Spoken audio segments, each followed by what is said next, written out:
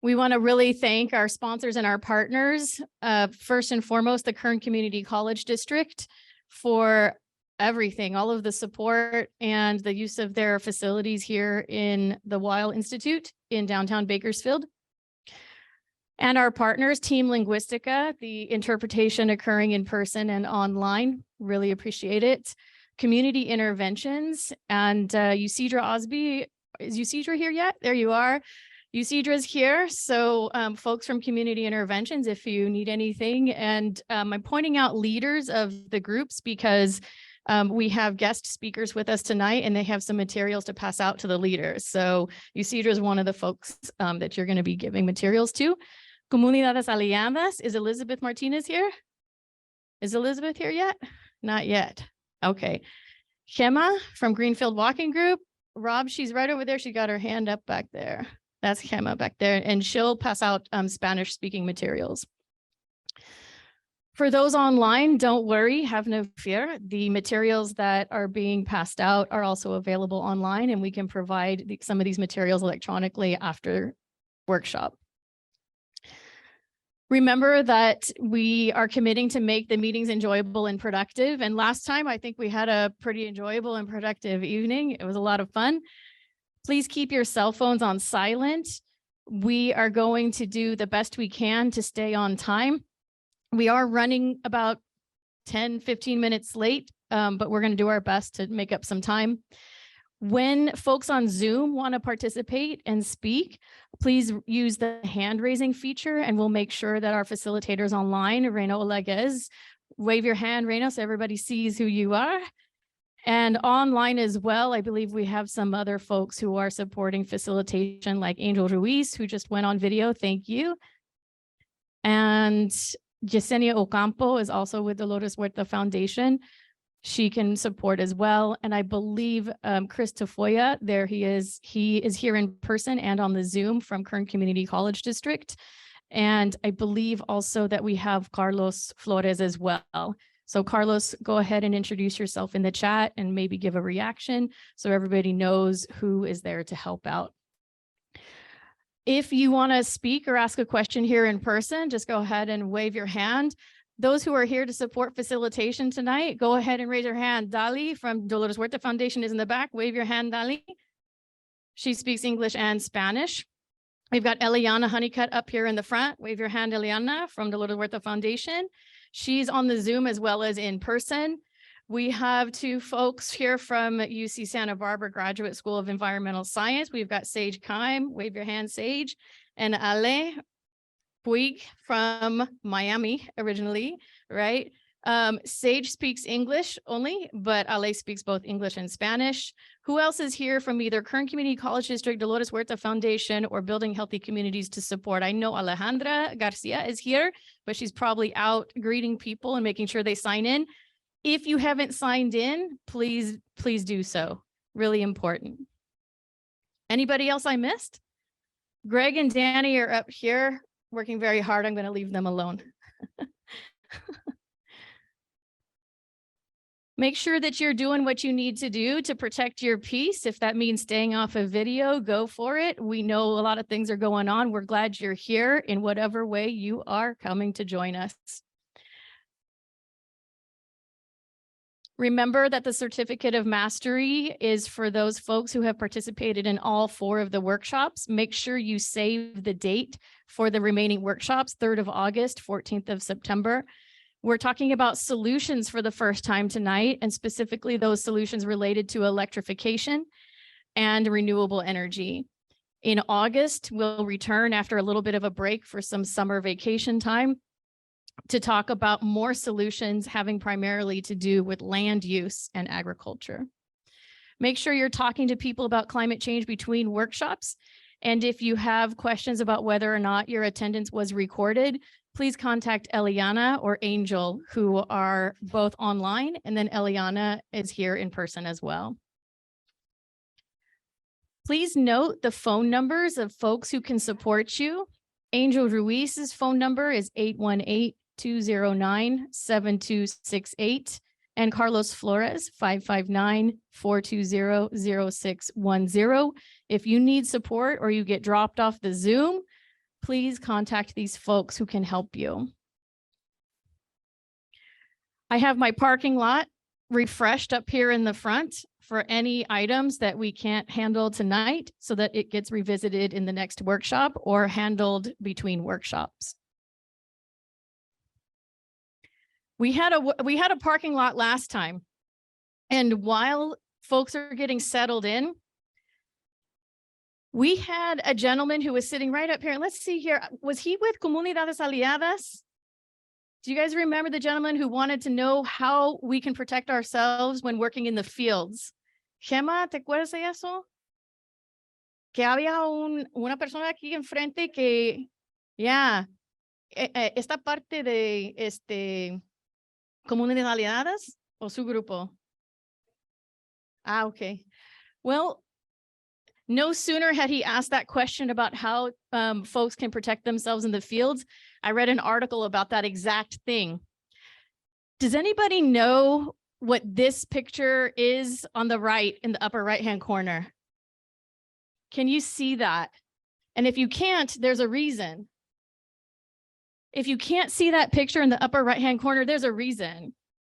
Can you guys see it at all? No? Yeah. The Statue of Liberty. Do you know why you can't see the Statue of Liberty in that picture? The air quality. There are major fires happening in Canada right now.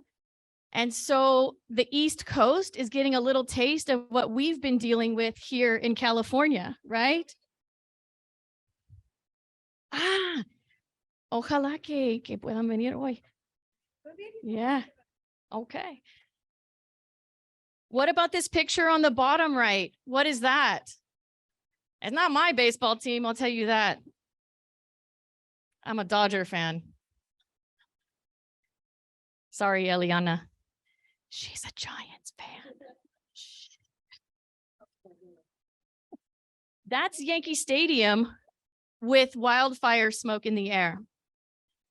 We may not be choosing to wear masks because of COVID anymore, but we may have to get out those N95 masks or KN95 masks to go outside.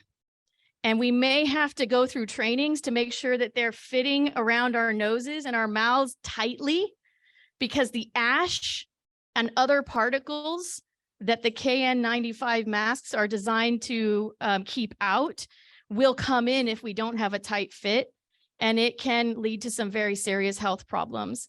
Also, we might be getting goggles and glasses that also create a tight fit around our eyes. So I wanted to point that out because it came up last time. We talked about how, we've been hearing warnings about climate change for a long time. What's different now? Well, the future that Al Gore feared is happening right now. We talked about impacts last time, and Ed was here. I don't know if Ed's able to join us tonight, but he asked about solar flares, and guess what? We're going to talk about microgrids tonight. Hey, Ed. So I took your parking lot question about solar flares and how it impacted the dinosaurs and how it's impacting us now. And indeed, solar flares can disrupt electrical systems. And that's precisely why some of the folks who are working to put microgrids into our communities, they're doing it because they want to have our communities not lose power all the time, because climate change is impacting our ability to have reliable electricity. Somebody asked about clothing from Shein and, is this good for the climate, bad for the climate? We're going to talk about that in the next workshop. I sent over the documentary suggestions and some of the IPCC reports to folks who asked for them. And there are upcoming cleanup days as soon as Jessica from the city of Bakersfield comes back from vacation, and I'll share that information out as soon as we get it. But that was in our parking lot last week, a lot of great conversation. Tonight, we're focusing on renewable energy. By the end of this workshop, you will be familiar with the range of actions related to transitioning to renewable energy that can be taken to address climate change. Land use and agriculture and waste and trash and stuff like that, we'll talk about on August 3rd. So tonight, we're going to find out about how to find good climate information. Last week, we left everybody with conversations and we asked people, go talk to others, have a conversation with your kids over dinner. And Reggie and a couple other folks said, you know what, I'm going to do my homework and I kind of want to look up some information. So we have some information tonight about how to find the good stuff and not the fake stuff. We have, we're going to talk about, generally speaking, how to think about climate solutions. And we have two guest speakers, forgive me. You know me, I'm not very good with this clicker. We have two guest speakers. Rob Ball from the Kern Council of Governments is here to talk about electrification infrastructure. How are we going to find all those charging stations for electric vehicles? What's up with public transportation? Because I hear we're going to have a lot more of it. And is it going to be on renewable energy and electric vehicles and trucks? What about all those trucks going up and down the highway? That can't be good for the climate either. And it's not. And that's what Rob is working on. Oh yeah, everybody should be grabbing food for sure. When you're ready, go grab food. We also have a guest speaker joining us via Zoom from the Romero Institute. Ben Eichert is going to talk about incentives for consumers to support electrification. I can't afford to go get a new fridge just because I don't have the one that's right for the climate. There are incentives and a lot of money coming down from the state and the federal government to support folks making this transition. And especially if you are low income, there's even more incentives for you. So Ben is going to talk about that. And then we'll have conclusions for the evening and wrap things up. We learned about how to have a connected conversation with climate change, to connect with people. Facts are great, but connection is better, right? That it's a conversation, not a conquest. And that sometimes these conversations are going to get difficult, but if we can't even talk about climate change, we're certainly never going to be able to fix it, right? Si ni siquiera podemos hablar sobre el cambio climático, jamás podremos solucionarlo, right? So we're going to talk about it. So right now, I'm asking everybody on the Zoom, everybody in person, take a minute, turn around next to you, talk to the person behind you. If you want to take this opportunity to get up and go sit next to some new people you haven't met before, what did you talk about with other people between the last workshop and this one? Or if you started looking up information, what information did you look up and what did you think about it? And if you're on Zoom, feel free to unmute yourself if your hand is raised and you get called on by Reina, or put something in the chat. What conversations did you have about climate change or some of the stuff we talked about in the last workshop? And I'll turn off the microphone now and come around the room and see what you talked about. We'll take about 2-3 minutes to do this.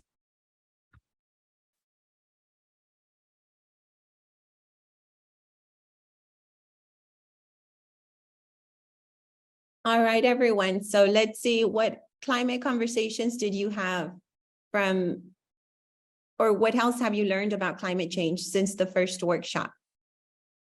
And you could share in the chat, or you could feel free to raise your hand.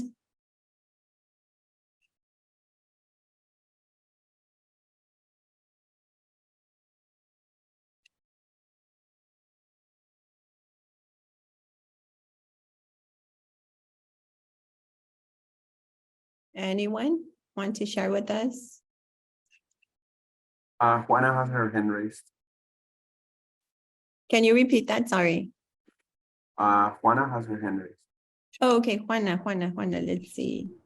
I know we started this workshop, but this is the second one. But I've been hearing people talk, and one of the things that they have been saying is that it's this going solar y todo eso is going to benefit the rich people instead of the ones that do not have that much money. And then I guess they've been seeing ads on TV as well. How can you explain it to them? Or what can we say in, because this is also new to me. That they've been seeing what on television? Juana, that they have been seeing what on TV?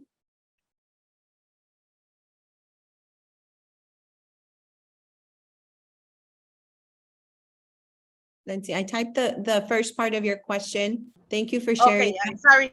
I couldn't unmute myself. Oh, So they go. said that they've been seeing ads on television in regards to the climate change. And other people are talking about how expensive it's going to be for those that are like low income, that this going solar is just going to benefit the rich people. How this transition, thank you for this. For low income people. Okay, and I'm just adding it to the chat, that way we have it on record. Thank you for sharing, Juana. Anyone else would like to share any climate conversations that they've been having since the last workshop?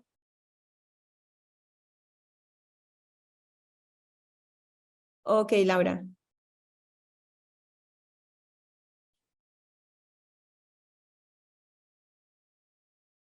Anything that you've learned, anything that you've Googled or researched?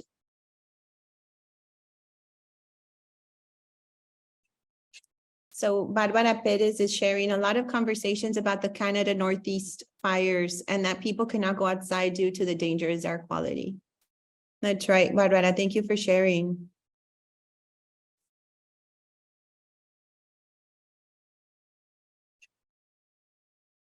And then we also have a Zoom user. If you could please change your name, or if you could unmute yourself and tell us your name, I could go ahead and help you change it. That way we know who's here and we make sure that you get your certificate if you attend all of the 4 workshops.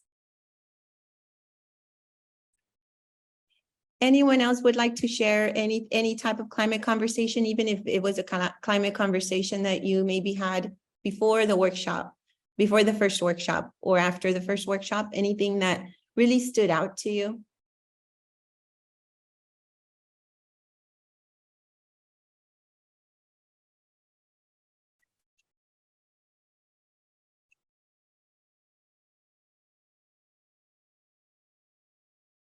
Jonathan, would you like to share anything that stood out to you from the last workshop?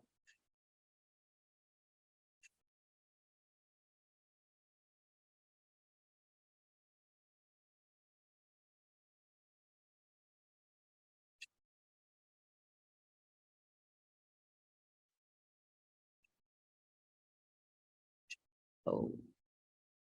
Let's see, it's hard. Thank you for sharing. Rodolfo, thank you for sharing that, Juana. I wonder if we need to unmute folks or if people could unmute themselves. But if you want to unmute, let me know on the chat and I could also unmute you. Andres has his hand up. Okay. Let's see, who has his hand up? Andres, and he's unmuted already. Okay, go for it, Andres. Yeah, I'm just surprised as to how many municipalities in California haven't implemented some type of recycling or organics program, and how many municipalities in California are struggling implementing SB 1383. That's just the comment that I have, and then just blown away as to how many people are struggling to implement it, which is kind of one of the reasons that I'm joining this, is to learn if there are already ways that it can be implemented to the SB 1383. 1383. Okay. Did you just say, did you All say right. recycling All program? right, let's give yourself another 20 seconds to finish up your final thoughts. I don't think that's going to speakers. Oh, okay. Give yourself another 20 seconds to wrap up your final thoughts. And I see a hand up on the Zoom. Go ahead and I'll be quiet. Andres, would you like to share with the entire attendees? Oh, no, just that, the fact that so many municipalities in California right now are struggling to implement organic waste recycling. And there's a couple of municipalities that are still not implementing recycling programs throughout California. This is super important. I'm glad you brought this up, Andres, because this is going to come up in the next workshop. And for those who are here in person, we'll bring it back now in 5, 4, 3, 2, and 1. For those who didn't hear Andres on the Zoom, he's asking about how municipalities are struggling with how to manage waste, like organic waste, like food waste and things of that nature. And we're going to talk about that in workshop 3 when we start talking about land use and waste. I notice on the chat as well, and those of you who are in person, remember that we're handing out some prizes for folks who are contributing. So after I'm done with a couple chat items, we'll go to the in-person folks.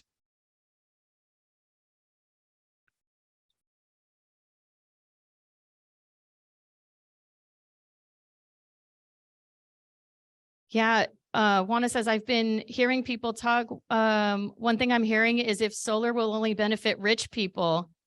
That's a really great question. And so far, really, it only has benefited rich people. They've been seeing ads on television in regards to climate change. People have been talking about how this transition is expensive for low-income people. Ben is going to talk about that tonight. And Reina, if you could support connecting Angel with Juana, we'd love to send her a gift certificate for participating today. You got it. Thank you. Was there anybody else online who raised their hand and shared something that we want to acknowledge their contribution? So yes, we have Rodolfo who just shared that him and his friends were talking about a study that they saw about how electric vehicles are helpful right now, but later, once those batteries run out, they will be really harmful to our environment due to the ingredients they have in them. 100%. Can you note that person's contribution as well and make sure that they get connected to Angel for a gift certificate? Barbara from Greenfield Walking Group says a lot of conversations about the fires coming out of Canada, the people not able to go outside. Rodolfo Robledo, me and my friend were actually talking about a study that we saw, and they were talking about how electric vehicles were help. Oh yeah, okay, that piece right there that you just said, got it. You know, I hope that Rob, you're hearing that piece, right? Because I think you might be able to speak to that. And I see Nayeli Aguirre. In the last year, she felt there was a lot of heat, right? I hope go ahead, Reina, and if you wouldn't mind translating that for everybody to hear, I'd appreciate it.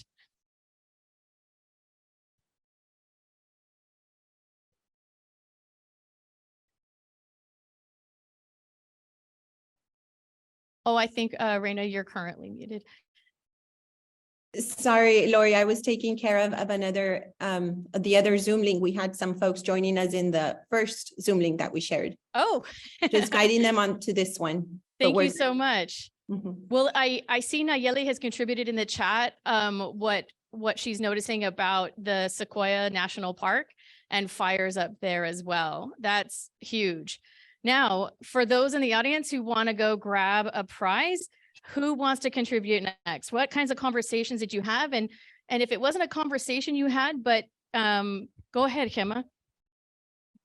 ¿Y luego lo traduce, por favor, Lori? Ah, gracias. Yo estuve hablando con algunas personas en un grupo de la Zumba del parque, como el parque de Sequoia, el parque de Yosemite y el Kings Canyon son los parques más contaminados de Estados Unidos y que nosotros creemos que vamos a respirar el aire limpio. Vemos una capa así que creemos que es neblina, pero es contaminación. Tristemente, nuestros pulmones, la tierra están contaminados. Gracias. Oh my God. Yes, so I was talking to some people in the Zumba group at the park, and so we talked about how the national parks like Yosemite, Kings Canyon, and Sequoia are the most contaminated, and we think we're going up there to breathe fresh air, but we're really not. There's a cover that we think is just fog, but in reality, it's contamination, and that's something that's very bad for our lungs. Kimma, if you want to go ahead and grab a prize up there, you get first choice. There are a lot of awesome items up there. All right, who else is looking at what the prizes are up there and wants to get picked next so they can have second choice?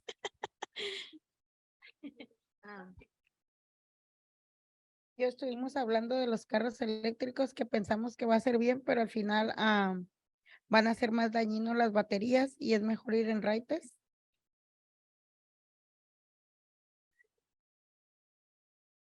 So we were talking about electric vehicles and how we think they're going to do good, but in reality, the batteries are going to do worse, and we should instead do rides more than anything, share rides. Share rides. Raise your hand if you shared a ride to get here tonight. You made a great choice for climate change. Good job. All right, I saw this hand here, and then I'll be looking for another hand in another part of the room. Sí, buenas tardes. Mi nombre es Guadalupe, vengo representando a comunidades aliadas.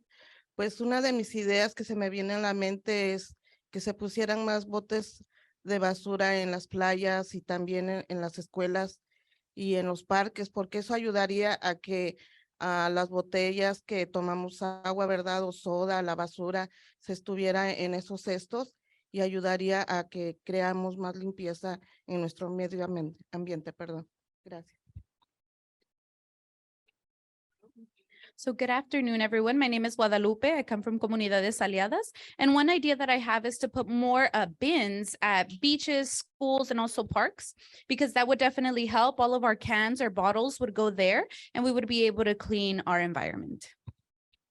We'll have one more, and then we'll have a giveaway for other questions in the presentation. Yeah, let's grab. Nobody from over here wants to contribute? Yeah. Did you look anything up since the last workshop? Because you're like, I don't know, Lori might not be giving me the best information. I better check this and make sure it's right. No? Any conversations at home with about the climate change stuff? Here you go. Oh, no. Not even for a prize? No. Supposed to be making changes, but they're not. The first part of what he said was that they were talking about the oil companies and how they're supposed to be making changes, but they're not. Do you want to go get a prize? Go grab a prize. Everybody's doing it. We'll make Lori, we have another one, two more here. We're gonna continue on to make it even for everybody. We'll have other opportunities later on. All right.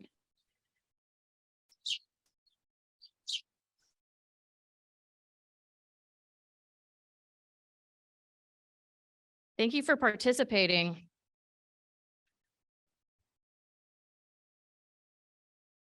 Right now, I'm going to hand it off to Sage, who's going to be talking to us about how to find good information, especially about those solutions. There are infinite number of solutions. Let me tell you that right now. We know that as many possibilities as there are in the world for anything, there are that many possibilities for solutions for climate change. Everything from the big stuff to the tiny stuff like you shared a ride tonight. So we're going to try to help you navigate all of the communications out there. Thanks, Lori. Hi, everyone. I'm Sage. I have my master's in environmental science and management, and I'm starting my PhD this fall. I really study energy and the environment. So this is what I'm really interested about and really passionate about.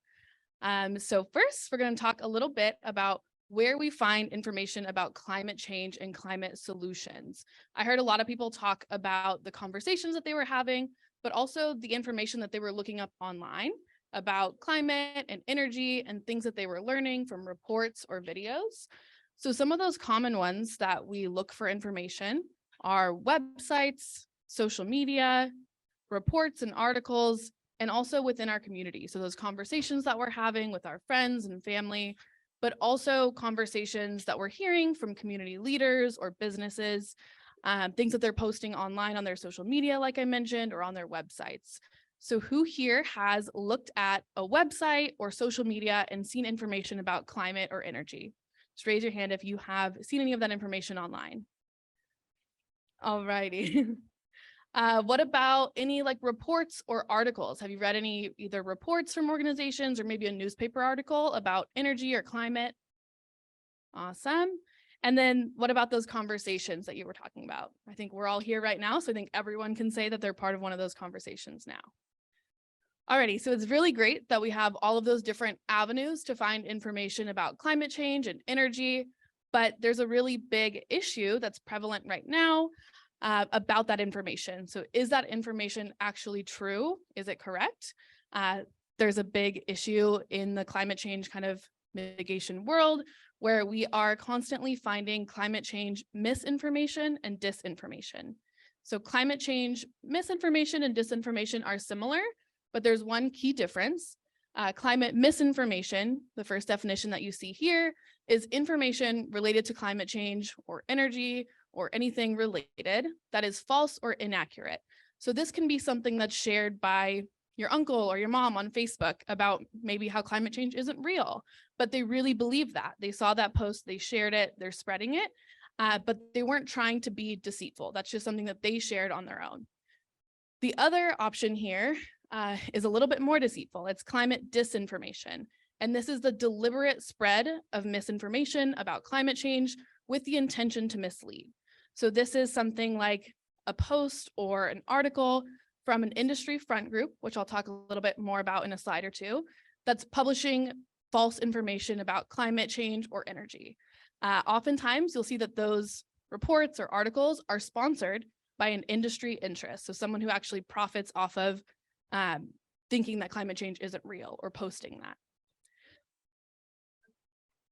Yeah, there are universities that get funding from oil and gas industry, for example, and then they publish reports and articles that seem very official. At first glance, you would want to trust it. But if you dig really deep, you'll see that that report was funded by the oil industry. So maybe they don't want to be posting about climate solutions because they have money invested in the alternative. Or medical clinics, yep. Yeah. So the issue here with climate misinformation and disinformation is that it causes confusion in the public. It makes it really complicated. Climate change on its own is already a complex topic. So when you add in all of this misinformation that's online, in our newspapers, in our conversations, it makes it more confusing, and then it delays our climate action. And as you all learned at the last workshop, the time to act is now. We should be making these really big changes now. So if we delay any further, that's just increasing those climate change impacts. Alrighty, so we kind of talked a little bit about them with the question from the audience, but these are some of those common tactics to look out for. So common kind of strategies to spread misinformation that you want to be aware of when you're looking at something online, on YouTube, on social media, or on a newspaper. The first one here is fake experts. So these are people who are saying, I'm a scientist, or like the audience member mentioned, like I work at a university and this is what I'm saying. Climate change isn't that important, is something that they might say. But if you actually look at their credentials, they don't have any education in climate science. They're not a real expert. Maybe they have a degree in economics, or maybe they work in a private business, but they're saying that they're an expert and that you should believe them. The next one to look out for is this idea of front groups that industry have been using for a long time to kind of push their narrative instead of advertising. A lot of times an industry can create like a nonprofit organization or something that looks like a grassroots organization. For example, there could be a website called cleanenergyforall.com, and it could be about bringing clean energy to Kern County, but really they're talking maybe about like a technology like carbon capture that's not super accepted yet. And then you find out by going to their About Us page or going to like look at who's funding them, you can find out that that's actually a front group for an industry that profits off of the climate change emissions that we're causing. So you always want to look out. I do, yeah. So the question from the audience, since she didn't have a microphone in front of her, was, do we know any of these in the Central Valley? And I encourage everybody attending these workshops to look for climate change and climate change solution information and bring the examples with you to the next workshop, or send it to me in between, so that we can apply the factors that Sage is going to talk about here in a minute to evaluate it together. Because yes, the answer to your question is yes, but we want to be really clear about how we're thinking about things very carefully and critically. Yeah, very, very important question. And one that I came across when I was doing my research about energy in Kern. So I've definitely found some of those pages. One thing to look out for with these is the .org web domain. For a long time, I thought that if something was cleanenergyforall.org, that implied some type of expertise, or that it was a reliable source because of that .org. But anyone, any company, any person can purchase a .org domain name. So I could purchase one that says sageisthebest.org and publish all of my information there. So it might seem official, but really not. Might be true. Okay, the next thing to look out for are those vested interests, which Lori's going to talk a bit more about. But basically, that just means people who have a financial stake in the game. So if they're going to profit off of, not doing climate change solutions, we probably shouldn't get our climate change solution information from them. And then finally is greenwashing. Who has heard the term greenwashing here? Okay, so not everyone. This is something that we see in the environmental field, where people sell products or promote companies under the guise of environmentalism, where they'll say like, this is a very clean product, when in reality, it's not. So they're basically using the idea of like environmentally friendly or clean energy to promote their product or their business, even if it's not really environmentally friendly or clean energy. Alrighty, next slide. Okay, perfect. So now that we know those common tactics of climate change misinformation, what are some things that we can do to identify that and to kind of protect ourselves from falling into that? So the first and most important is always checking the sources of information. So if you are seeing a Facebook post or a YouTube video or a newspaper article, the first thing I always do when I read that is see who posted this, what website is it coming from, who's the author on this. And then after that, I look at who else is involved with this source. So on that website that we talked about, kind of like the front group, I go to the About Me page and I see, okay, does it list who's actually involved with this website? Like this organization, that's a community organization. Usually you can go and find like a team and you can see who those people are that are giving you this information. If there's no team there, if you can't find a single person affiliated with it, that's a sign that maybe you shouldn't trust that information, or also just look a little bit harder. The next one, this one's really tricky, is who's funding this information. It's not something that's really easy to find when you see a Facebook post or an article. So you might not always be able to look this up, but sometimes you can. And one way to do that is when you get an advertisement on your phone. So for example, when Lori Googled climate change solutions, when she was here in Bakersfield, the top 2 posts were sponsored posts, and it says sponsored by, who was that? ExxonMobil. So you can see right there who's paying for that post, and that's ExxonMobil or an oil and gas company. And the other one was dairy industry. Yes. The other one was the dairy industry, and you can see that that's sponsored. So right away, it tells you who paid for that advertisement. And then finally, another thing to do is to look up what others are saying about this source. So if you found this really interesting article, for example, about electric vehicles and their environmental impact, look that up, try to figure out who actually wrote that article or report, who's involved, where their funding is from, and then what do others say about that. So I just open a separate tab in my phone or computer, and I try to figure out what do other people that I trust say about this source. So I think the electric vehicle one is a really great example of a little bit of climate misinformation. So the next page. Alrighty, here are some examples, things that you might see when you're scrolling through Facebook or Twitter, or on social media of climate change myths and disinformation. So I don't have time to talk about all of them here, but I'm going to talk about this first one. This is a Facebook post, and it's sharing an article here. And it says, carbon dioxide is no threat to oceans.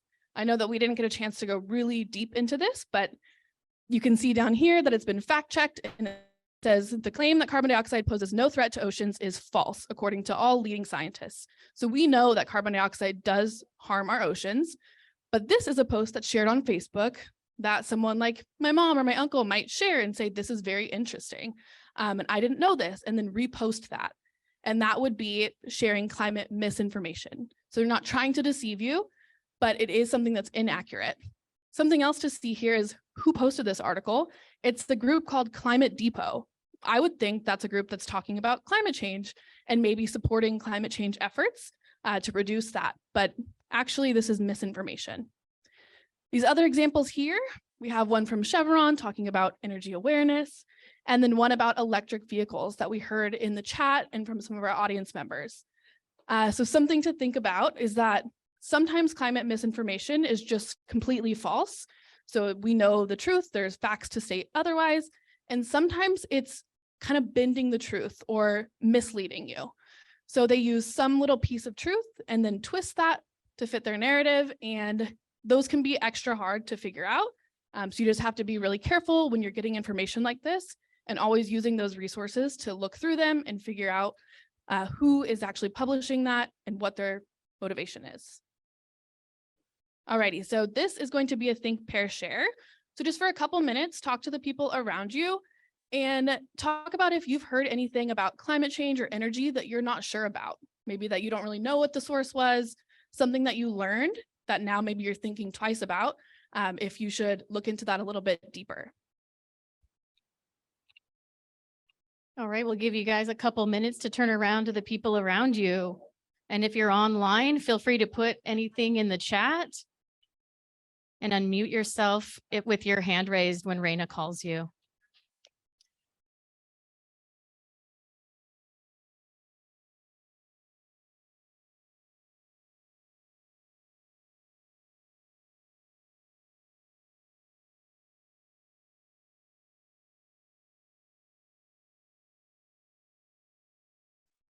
Would anyone like to share anything around climate change, misinformation, anything that you've heard, that you've learned? You could share it in the chat or feel free to unmute yourself or let me know if you want to unmute you. I could also help with that. Laura Gonzalez is sharing, looking for resources that are that we trust, that are real, que sean confiables, that are trustworthy.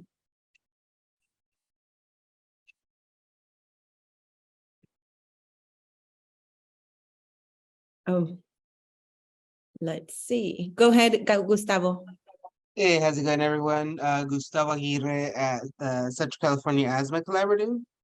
Just quickly, I think taking this example, something that we've seen, particularly like in the oil and gas world, is like different trade groups, like WISPA, which is the Western States Petroleum Association, who like is a body that represents Chevron and big oil and gas companies, using like local organizing tactics, creating groups like Kern Citizens for Energy, which are kind of like, greenwashing or accepting, the fact that climate change is not real when we know very much that it is. So not only like globally, but also very, very locally, we see that. And so just flagging some of that stuff. Thank you so much, Gus. And I'm going to add it to the chat. That way we can have it here for the record, and spreading misinformation. Thank you for sharing that. And then we have something from Javon Price. I have dealt with geology professors in the past in the Central Valley who was a climate denier and would even put it in his test questions. Thank you for sharing, Javon. And then we have another comment from Juana. I know people that work in the oil fields and they say that climate change has nothing to do with climate change.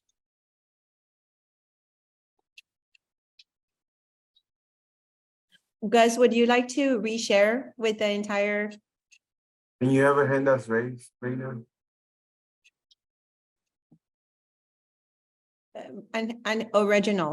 Reginald, let's see. Go ahead, Reginald. Reginald, what? Hello. Go ahead. Oh, hello, everyone. I'm Reginald from All of Us Are None, based in Central Valley. My pronouns are he, him, freedom. This is to answer Lori's question from 2 weeks ago. So what is climate change to me, Lori? So I was driving in the Central Valley in different parts of the All different right. parts of. Can you hear me in person here, everybody? 5, 4. Can you hear me? 3. Yes, We'll get back to you and in a minute. Okay. Bring it back on Zoom, bring it back in person. All right, really great stuff in the chat, really great conversations out here. We're gonna pick one more contributor online, and I've already selected the person in person based on conversations. Let's see here. I want to read the stuff in the chat, Reina, but the person that you've selected, you want to pick them now and have them share their thoughts or read what they put in the chat, either way? Yeah, Gustavo, would you like to share with the entire forum or folks who are here?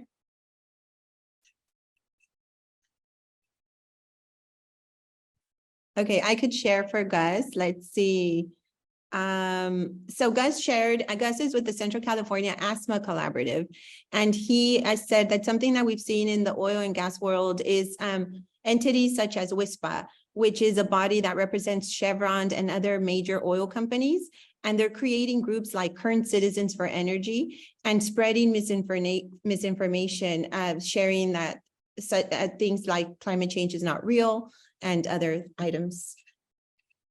Thank you, Lori. Thank you so much, Gustavo. And I'm seeing also in the chat, and for those who are here in person and might not be able to read it, there's a really vibrant conversation that I think is happening out here as well. Saying basically, you know, we know people who work in the oil industry. Some of us are here tonight, work in the oil industry or are dependent upon the oil industry here in Kern County. And it makes it tough. It makes it tough to talk about this because we're talking about our friends and our family members and our neighbors. And it's scary to think that this is unfolding and it's going to impact all of us in some way. Thank you so much, Reina. I have one person who's going to share here in person, and then we'll keep going. If you could share your name and you can speak in Spanish, and then we'll interpret. Buenas tardes, mi nombre es Eva Cortés.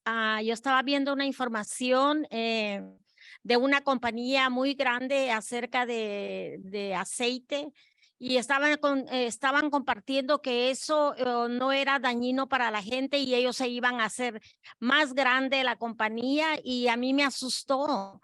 Porque yo he oído, pues, si estamos en esto del climático y todo lo malo que es para nosotros. Y estaba viendo eso y dije yo, wow, ¿y esta gente qué está diciendo? Y me puse a pensar también ahora, ¿qué podemos nosotros hacer para estar en contra de ellos? Y bueno, investigué eso también y decía, bueno, empecemos a plantar más árboles, tomemos duchas más cortas, comamos más vegetales y menos carne. Y viendo todo eso, pues hay mucho trabajo que hacer, ¿verdad? Así que ese es mi reporte. Now in English.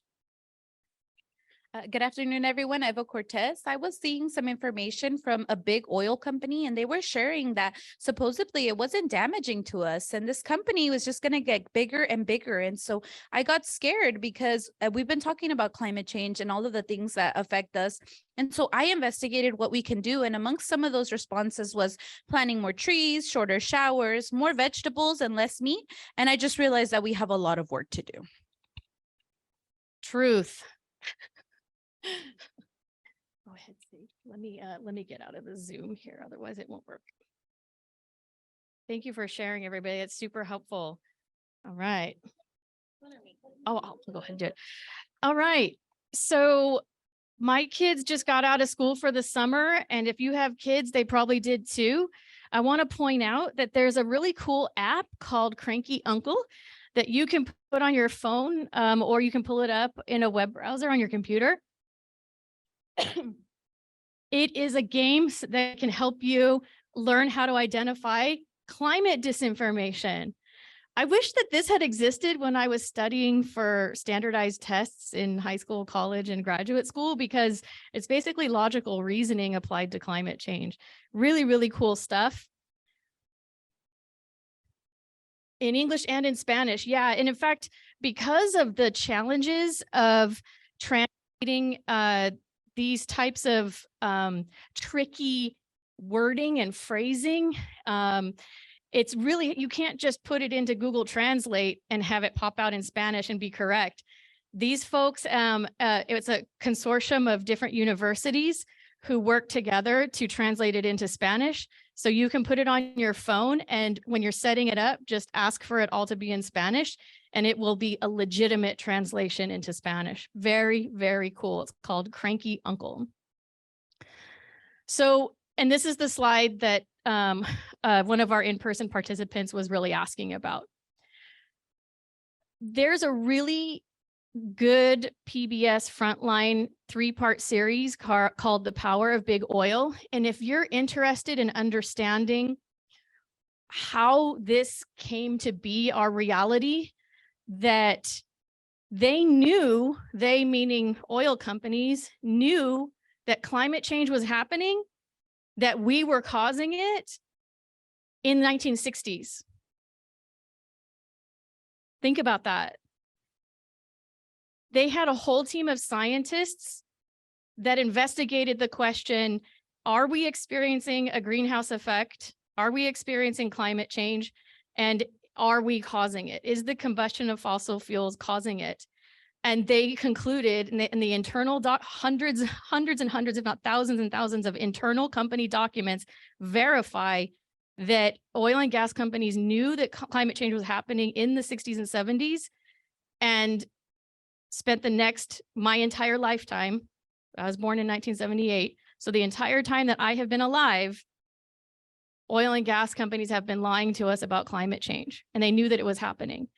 One of the other reasons why we know this happened is because they also used these last 4 decades to prepare themselves for impacts of climate change, while other industries were relying upon information that it wasn't actually happening. And so they did not prepare as much as some of the oil and gas companies did. Now, why would they do that? This documentary is a good first step towards understanding the answer to that question.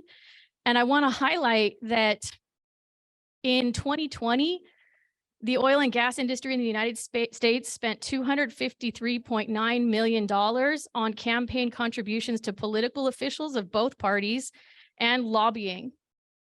That worldwide, oil and gas companies received $5.9 trillion in subsidies. What is a subsidy? It's basically a handout from the government. It's corporate welfare.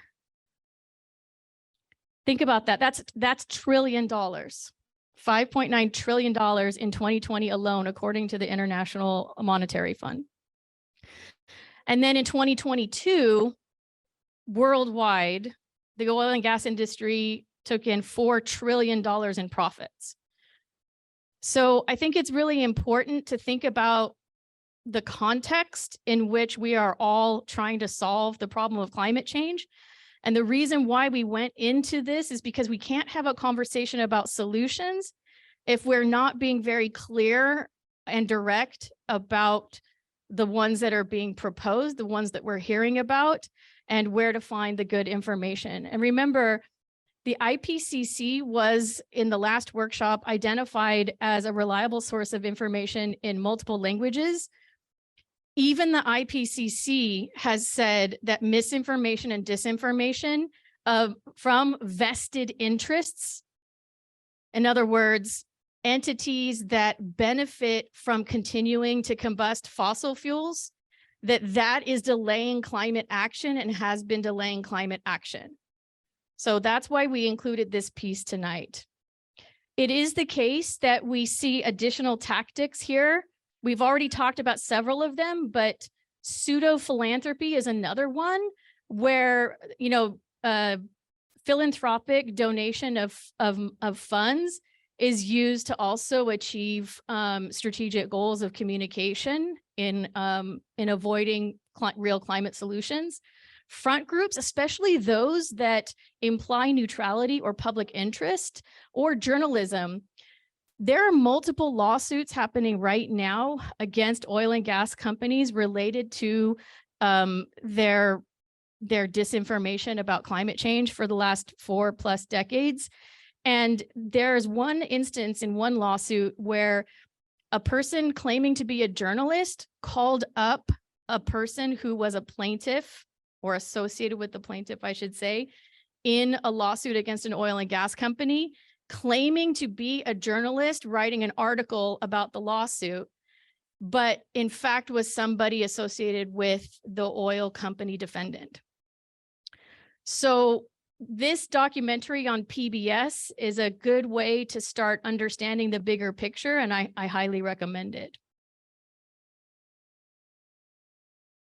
So we learned in the last workshop that climate change, remember the 1-2, right? Climate change means that the planet on average is warming, and that primarily the reason why it's warming is the combustion of fossil fuels, right? Oil, gas, coal. So if that's what the primary issue is, what are going to be your best solutions? And everybody has in front of them, and those folks online, you were sent an email with the electronic version of these documents. What are the primary solutions? All solutions are going to reduce emissions. Also, and remember this, because there's going to be a pop quiz question here later. So let's really think about this. All solutions reduce emissions primarily, although not 100%, by stopping burning fossil fuels, right? Why? This chart here, see this big Pac-Man red piece here that says energy? That means that nearly 3/4 of the emissions that we're trying to reduce are coming from energy in the combustion of fossil fuels. That's over the whole world. That's energy in buildings. Like we have air conditioning on right now. How are we powering that air conditioning? Is it coming from a renewable energy source, or is it coming from the combustion of fossil fuels? Transportation. Did we drive an internal combustion vehicle to get here tonight? We've got a transition. Energy use in industry. Now, this green slice over here, we're going to talk about on August 3rd. So just to be very clear about that. Who is emitting more than any other country on the planet? We are, and China and several other nations. But when you look at other nations in the world, like I was just listening today to in Guyana, in Africa, fossil fuel companies are going down there to try to develop the industry there because they don't really have access to electricity. They don't really have access to air conditioning and stuff that can, bring, the internet and lights and all that kind of stuff. It's just not very accessible. So when countries are developing, we want to make sure that they're skipping this fossil fuel phase altogether and going straight to renewables, because that's going to give them the leap that they need. This is Bakersfield. Who's emitting more in Bakersfield? And this was a really cool map. You can look up any place in the United States and see who's emitting. And here in person, it's kind of hard to see, but the darker red color that you see here in Northwest Bakersfield, West Bakersfield, that indicates a higher than average emissions. Higher than average emissions. higher than average emissions in transportation, housing, food, goods, services. And over here in East Bakersfield, Weed Patch, Lamont, Arvin, it's a darker green color because they have lower than average emissions. Why is that, do you think? The response from the audience was a lack of investment, because if we had more investment in Arvin, Lamont, Weed Patch, and East Bakersfield, what would those areas look like? What would they look like? More buildings? Sí. More buildings. We have a What hand up else? through Zoom too, Lori. Go for it, Reina. Go for it, Gus. How's it going, everyone? Yeah, thank you so much for sharing this map. Sadly, it's a map that we all know very well. But just to be very clear, this map is indicating CO2, right? So carbon that is emitted. If we look at that darker gold, yellow rod, the reason it's higher there, because that's where the biggest oil fields in Bakersfield are. So that's where Midway Sunset is. That's where the Lost Hills tapped oil fields are. And so because they generate so much pollution, there's so much more carbon, it looks like that gold rod there, right? And in other communities, it might be inverse, depending on the pollution source you're looking at, right? Whether it's methane gas, which is separate from this, whether it's PM 2.5, which is separate than this.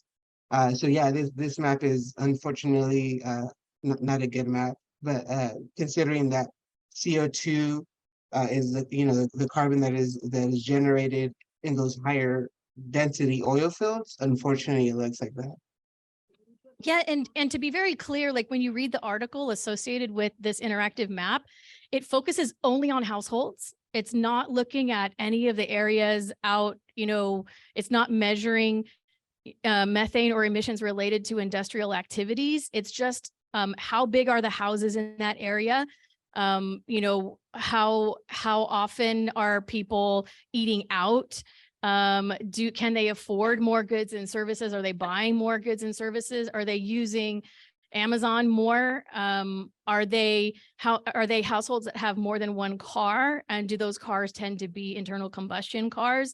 I think that's what this is, when I read the article, that's what it was a reflection of. So really, when we're talking about making this energy transition, I think the takeaway needs to be that, like in this, and that's why like this right here, like this little square right here in Northwest Bakersfield. Yeah, that's what this is here.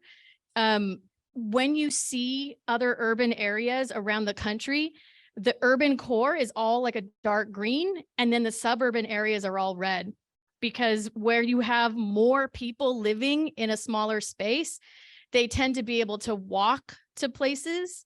They tend to have more access to public transportation, and they tend to maybe not have a car at all. Like looking at New York City was a really interesting experience. And this is behind a paywall. So if anybody wants me to open this up another time or provide additional screenshots and the article itself, I can absolutely do that. So when considering, and let me move this out of the way so that we can see the top. When considering a climate action, it can be helpful to ask, does this action continue to burn fossil fuels or other non-renewable resources, or does it otherwise cause emissions? And if the answer is yes, then we need to be thinking about a better way to do things, basically. So here's the pop quiz I promised. What should all climate solutions do? Let's see who took a little note or is pulling up the presentation right now from the prior slide and looking at it. Oh, we got hands in the back. We got A students sitting in the back. Normally, like the A students are sitting in the front. Did you want to do? Bueno, una de las soluciones que nos debía ofrecer o que debe ser es que realmente sea un un cambio real y que no sea, hablábamos aquí de la información, cómo nos la dan maquillada, ¿no? Te dicen, esto es verde, pero de verde no tiene nada, solamente es por vender más y cambiarle porque el mundo les está diciendo, les está exigiendo que debemos trabajar para el cambio climático. Entonces, la solución que debe haber es que realmente se sustituya el uso o la extracción de los petróleos en Bakersfield y que se sustituya por energías renovables reales, no tampoco a términos medios.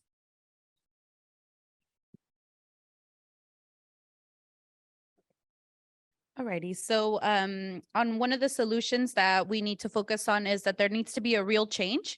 We talked about how they give us the information, but in other words, it's kind of, it has makeup on saying that it's green, and that's only because the world is making them say that it's green.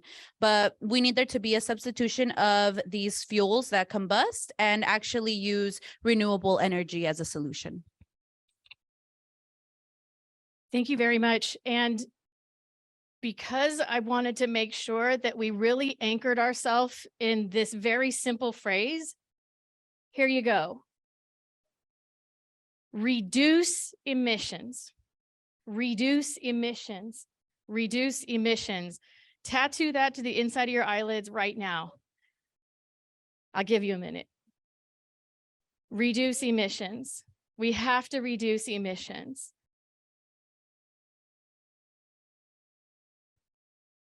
What does reduce emissions mean? Great question. Really great question.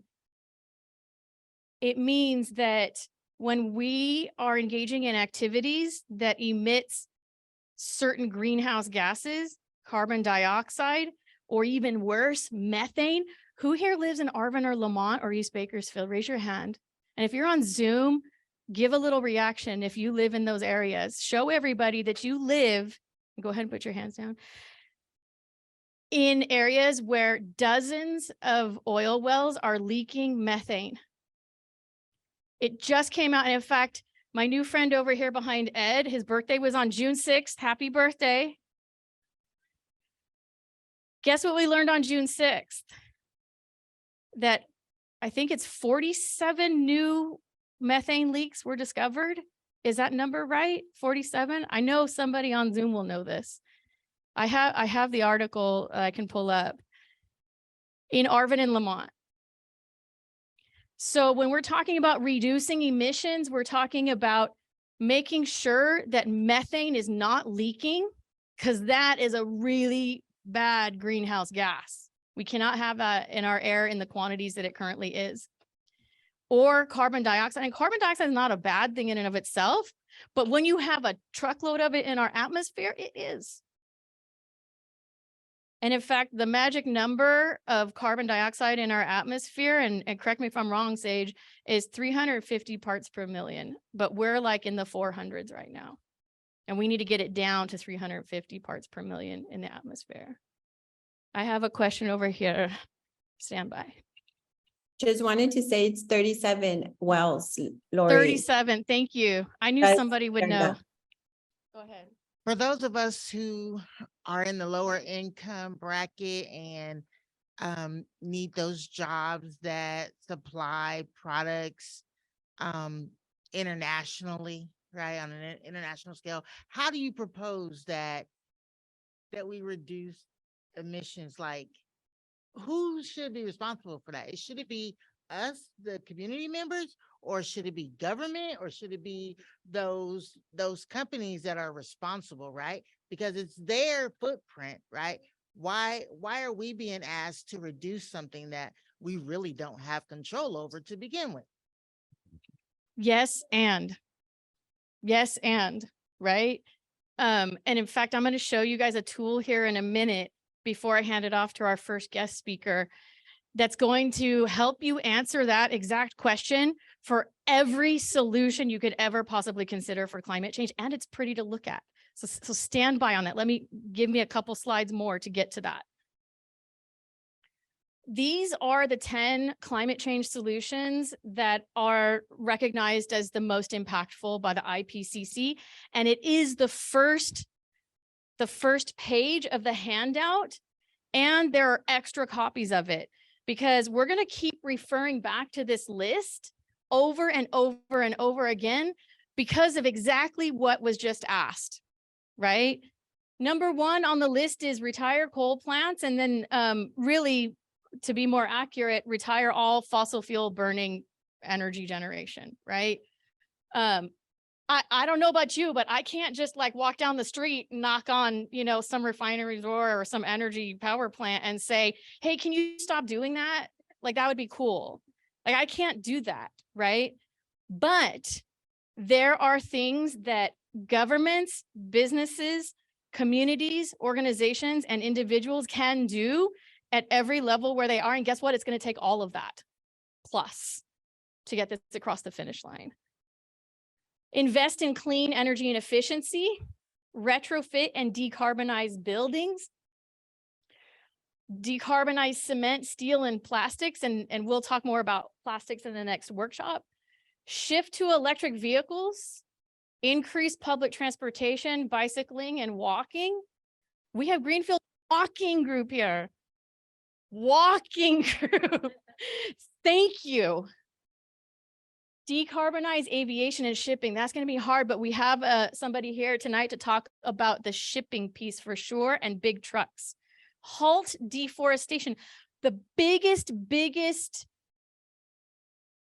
most important effective tool we have in the toolbox is the boreal forests across 7 continents. And in Canada, that's what's burning right now. The Amazon rainforest, and in Indonesia, the jungles out there. Huge. What is the most effective carbon reducing thing on the planet? Is called a tree, right? And guess what? We still have some left. We need to keep it that way and then get more of them, right? Reduce food loss and waste and improve agricultural practices, right? And this is Andres's point earlier on Zoom. Super important. I had no idea what a role handling food waste plays in climate solutions. And I've tried composting and it just was super gross and I didn't do it right, to be super honest and vulnerable about that. But I'm going to keep trying because there is no system currently to get it handled, you know, as a community, but there is a law that says we need to be doing that. So to Andres's point, like, we need to have that conversation too. And that's what we're going to have on August 3rd. And finally, and this was the point that was made in the back earlier, eat more plants and less meat. Are we saying everybody's got to be a vegan right now, right this second? Like, make this happen. Take what food you got tonight and spit it out.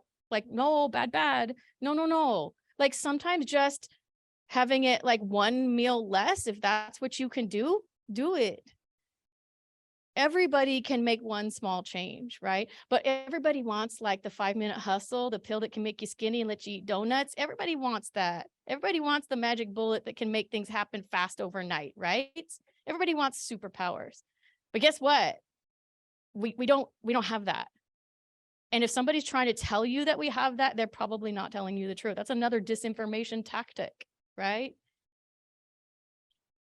So what is renewable energy? And this is related to the question that was asked earlier, like, well, what does that mean to reduce emissions? Well, solar energy does not emit greenhouse gases. We now have, because of all that water, the state of California just reported that we're going to have huge amounts of energy, of electricity coming from hydroelectric power plants this year because we have so much water. That's super cool. And right here in Kern County, how many of you knew that Kern County produces more renewable energy than any of the 58 counties in the state of California? Right? Dude, that's amazing.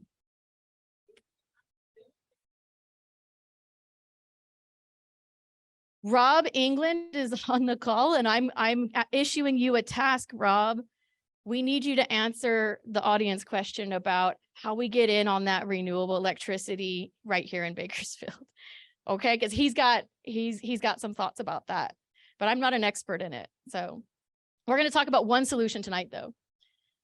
These are non-renewable sources. And this was a question that came up last week. This was one of my parking lot issues. Somebody asked about nuclear energy. It's not renewable, right? We are using nuclear energy right now. Diablo Canyon is producing energy for us right now. But I mean, Can we do better? Yes, we can transition to renewables, right? Plus, and if we're having a long conversation about disinformation, misinformation, and decision-making in society, and we don't really trust our decision makers to really do the right thing, or at least certainly not fast enough for us, then I think that we need to apply the same skepticism to answer questions about whether or not we think nuclear energy is appropriate. We need to be very clear about the history of the use of nuclear energy, when it worked well, when it did not work well. I just finished watching a documentary on Netflix about the Fukushima Daiichi plant in Japan. They had a great, they have standards better than ours for withstanding earthquakes and tsunamis. And yet what happened there happened. It's called The Days. I strongly recommend it. It was fascinating. 3 Mile Island, Chernobyl, but of course, we can also point to other uses of nuclear energy that are not catastrophic and the subject of documentaries. So having that conversation is bigger than this evening, but it is an example of a non-renewable resource. So this actually gets to Yusidra's question. Here's one solution that we're putting out here tonight because it's happening right here in Bakersfield. Distributed renewable energy and microgrids, right? And I'm still learning about this myself, right? What we're talking about is, and this is from Seattle. I liked this diagram because it was very simple. You can see over here, you've got some solar panels. Is that renewable or non-renewable? Renewable. It's coming from the sun, right? We're not burning oil, coal, or gasoline, right?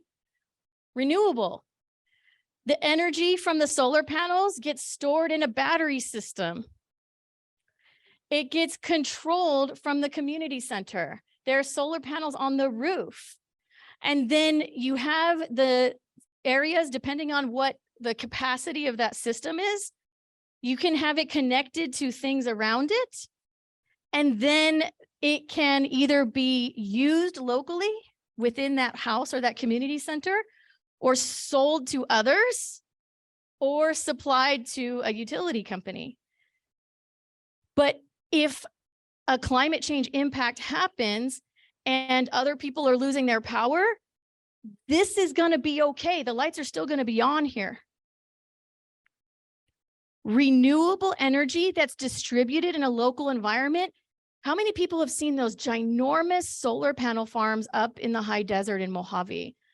Somebody mistook that for a lake and brought his truck with his boat attached to it and was looking for the lake. And the dude's like, it's not a lake. These are solar panels. They're that big and that vast. Do you see a vast lake of solar panels for a microgrid? No. That means that you don't need to have all the transmission lines, which are super expensive. And the ones that they have here to connect that solar panel energy from the high desert to places like LA and outside of Kern County, it took like 8 years to build those transmission lines. And I think it cost like a couple $2 billion. I know somebody will correct me online. That would be great if they could. But it took a long time and it was super expensive to to have transmission lines to transport all that electricity from the solar panels. But in a renewable energy distributed microgrid system, you don't have to have that. And you can build it now. And here is what they did in Humboldt. This is 100% renewable energy plus battery storage. The airport for Humboldt County is on that microgrid system, and the U.S. Coast Guard Air Station is on it. That airport handles 50,000 flights per year. And the air station for the Coast Guard has search and rescue services that serve nearly 1/3 of all of California's coastline. All 100% renewable, no combustion of fossil fuels whatsoever, no need for transmission lines from Kern County. This is amazing. And right here in Bakersfield, the Friendship House, who knows where the Friendship House is? Over there on Cottonwood? This is going to be a resilience center. There are going to be electric vehicle charging stations. If you want to learn how to be a mechanic for electric vehicles, the Kern Community College District is going to have classes that you can take. If we're going electrified, we're going to need people to maintain all those vehicles. And I'm going to guess that they're going to make some pretty decent money. Make a note, folks, if you're looking for a new job. And in September, when we have our final workshop, we're going to have those folks from Kern Community College District come and talk to us about that. Sí se puede. If you want to learn more about microgrids and resilience for electricity in your community, and you happen to live in the beautiful town of Wasco or in Lamont or in East Bakersfield, definitely open up your slides there and circle this slide, because on June 21st and 22nd, we're going to have public input workshops for folks learn more about how we can have these projects in those areas for precisely the reasons that you guys shared earlier, that low income areas, they're not going to have the money to shell out to make this transition. We're going to need to support each other. That's why these communities are being chosen, because we know they're the ones who are going to need to get, literally, pun intended, plugged in.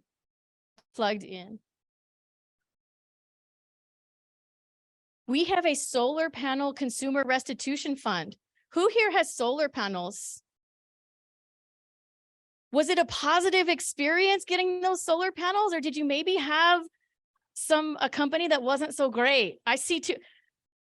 Yeah.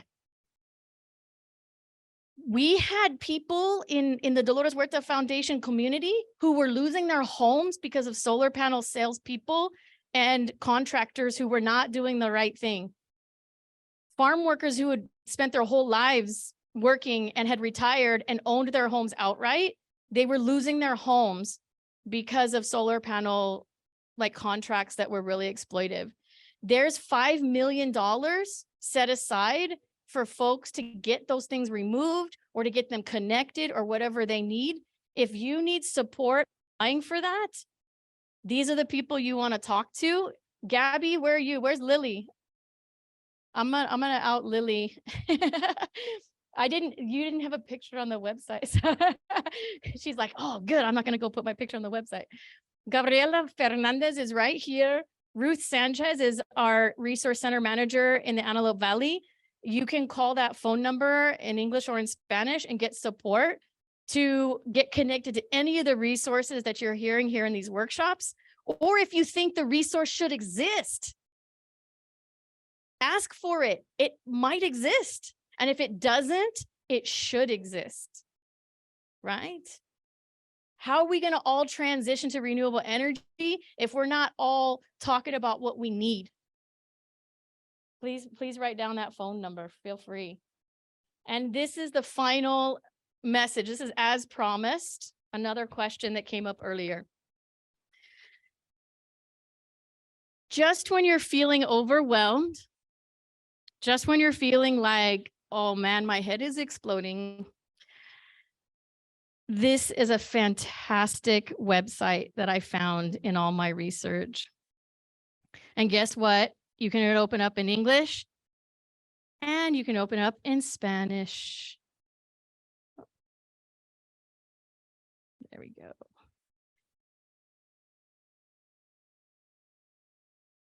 You can scroll down the regeneration website. And if you want to know what the climate solutions are across the world, no matter where you live, and you want to know what should the government be doing, what should businesses be doing, what should I be doing, you can click on any of the things they have here. You want to know about solar? Click on it. You want to know about how to electrify everything? Click on it.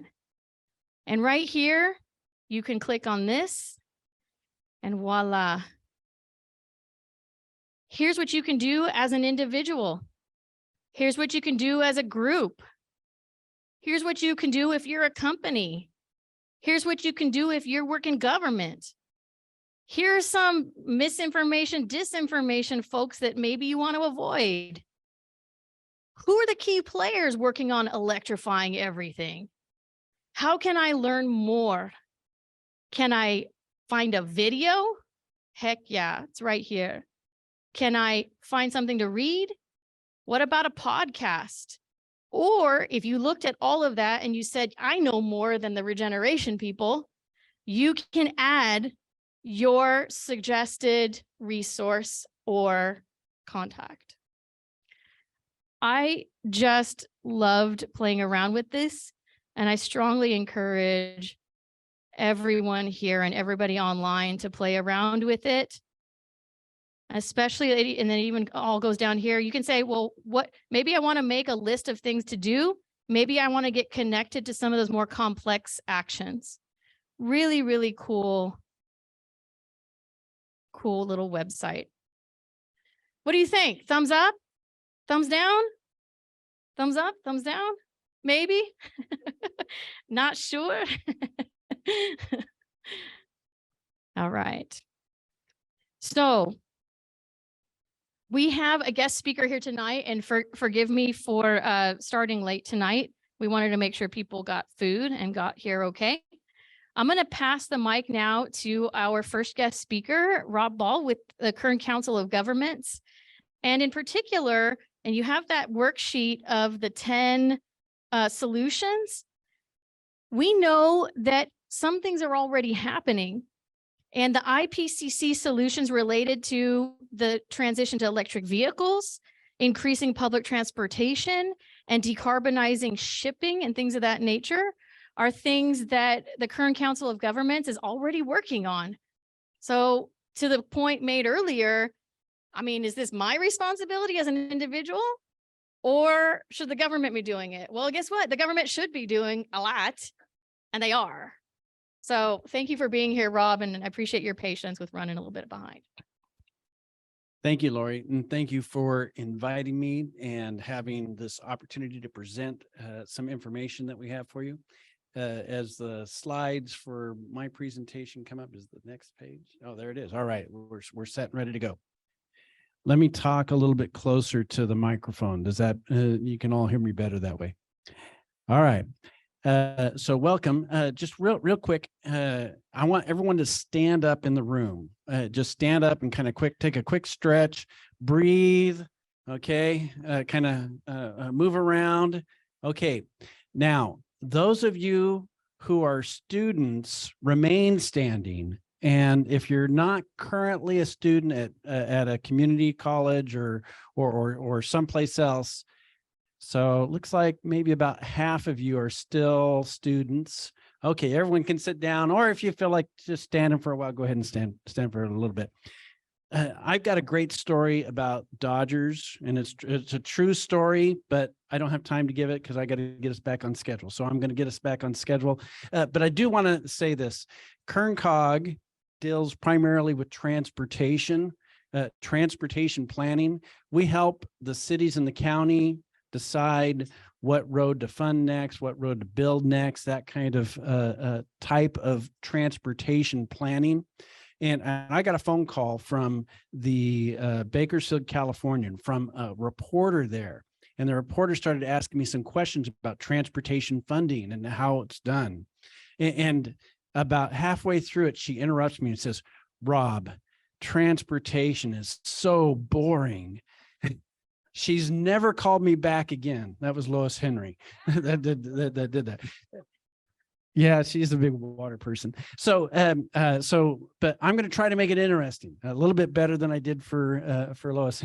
And so just to also let you know that our objective here is, how can you make a difference? And we're making a lot of difference. We're doing a lot of things right now that you may not be aware of, but how can you make a difference? So be thinking about that. I've got some slides at the end, and also some information that was passed out in English and Spanish with some specific websites that'll help you with that primary objective of this presentation. So Kern Cog has one elected representative from each of the 11 incorporated cities and 2 of the county supervisors, and I already saw somebody yawning. Okay, this is transportation, all right? No, don't be yawning on me yet. Okay, so this is important, but you may recognize some of those names: Olivia Trujillo, Mayor of Arvin, Saul Ayan, David Couch, Zach Scrivener on the Board of Supervisors. I work for them and they work for you. So that means I work for you.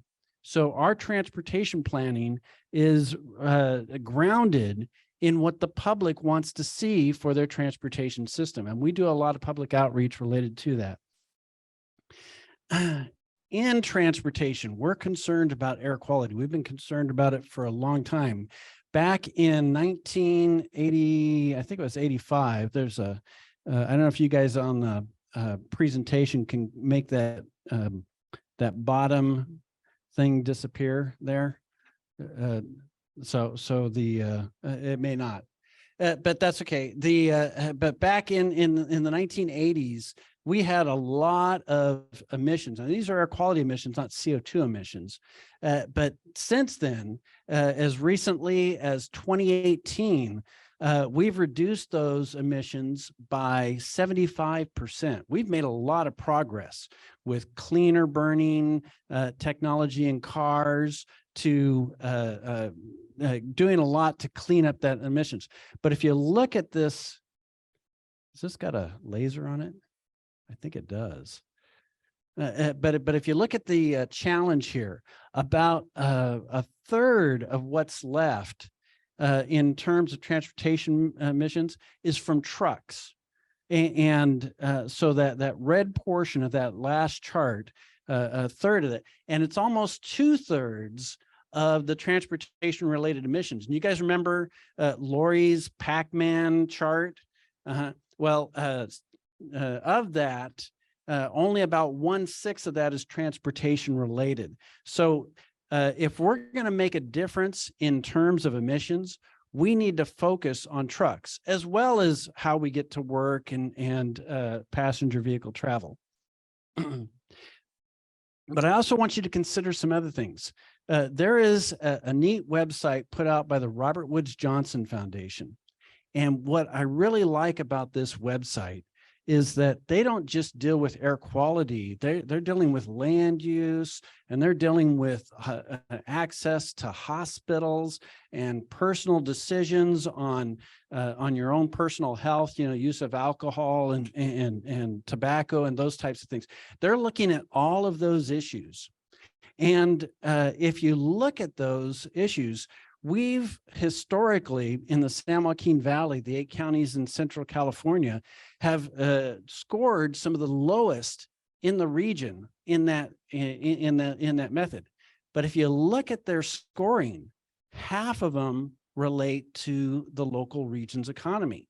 We have high unemployment. We don't have as high paying jobs, and when you have high unemployment, you don't have as many people that are insured. They don't have access to good quality health care. These are all potential issues. And so we can't just look at one, what they call a stovepipe, where you're just looking at one issue like air quality. You need to be looking at all the issues. They call that a holistic approach, looking at all of the potential issues. And so so we like to do that. And in our region, we're seeing that our family income isn't keeping up with the rest of the state. And we need to be able to have the ability to address some of these issues related to climate change. But if we don't have a good economy, then we're going to be just as worse off as other regions that don't have any economy to be able to take on some of these issues. I'm going to speed up here a little bit. Transportation is one of the few areas a local government can actually invest in and actually help propel its income upwards, its regional economy upwards. When we invest in transportation, particularly transportation that's more efficient, That means it's shorter from point A to point B, and we can get there cheaper, better, faster. That lowers distribution costs for the products that say we grow in the agricultural areas, lowers costs for consumers. That increases demand, creates a need for more production. More production means more jobs means greater economic opportunities for our region. And so we need to figure out how to spend our transportation funding in a way that promotes an upward economic spiral, because once we have greater economic opportunities, we can then invest in more cleaner, more efficient transportation. And it creates that upward economic spiral. So they're related. So we need a balanced approach where we're not just looking at the economy and we're not just looking at the air quality issues. We need to have this balanced approach that pushes both forward equally. And so in the goods movement, in the trucking area, which is the greatest area of our air quality emissions, there is an effort to attract good, better, high-tech, high-paying jobs. This is a facility out in Shafter that is totally automated, and it takes 7 people to operate the warehouse. It's a refrigerated warehouse with refrigerated products from that go to the grocery stores. And there's like 300 people that are working loading with the forklifts, loading the product in there. But this actually takes them out, sorts them, stacks them, and that person is controlling this massive cube of all of these pallets, and it's taking out and sorting the information. And that's a great indoor, air-conditioned, high-paying job. These are great jobs that we have.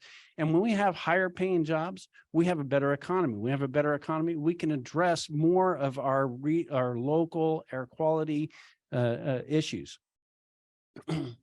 And another part of it is making sure that we have the best technology. Renewable natural gas.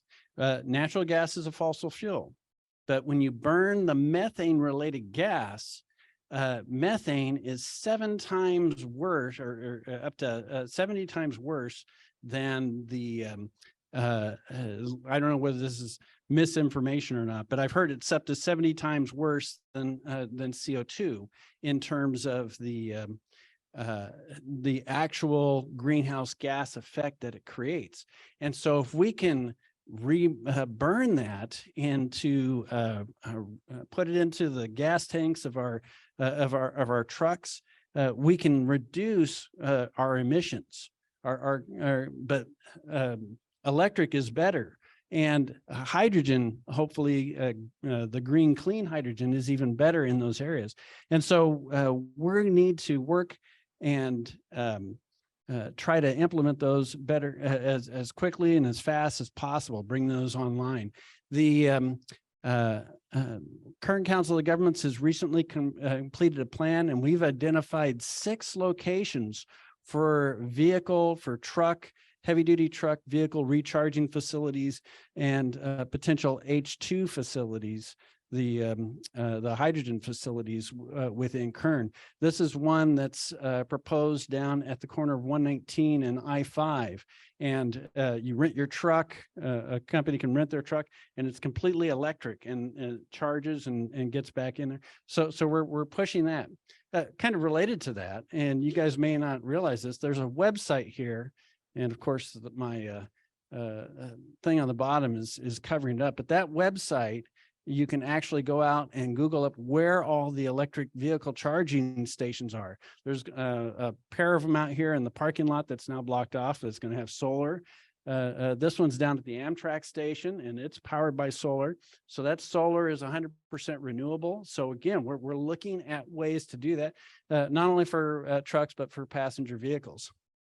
But I also want to talk about how we can be more efficient in our transportation. And you'll notice on this map, there are 2 red circles. Those red circles are potential intermodal rail, where you can take a truckload and drop it off, and it can be put on a train and shipped back east, or it can shipped up the valley or wherever it needs to go, shipped down to the Port of LA Long Beach. Intermodal rail facilities. When you ship by rail, it's 10 times more energy efficient than shipping by truck. So you can reduce the emissions from that truck. If you also look at this, when you have a bunch of trucks going to an intermodal rail facility, you're actually going to increase the amount of trucks and emissions, particularly if they're diesel trucks, around that facility.